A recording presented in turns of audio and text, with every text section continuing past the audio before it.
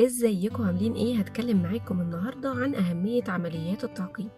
اول حاجة عندنا انها بتقلل السلوك العدواني للحيوان بتاعنا، كمان ان هي بتمنع انه يرش او يعمل بيه في كل حتة، كمان انها بتفتح شهيته على الاكل علشان بيكون ستريس الجواز اتشال من عليه. كمان هو مش هيبقى بعدها عايز يهرب من البيت لانه خلاص ما بقاش عنده الهرمونز اللي بتخليه يبقى عايز يطلع يتجوز.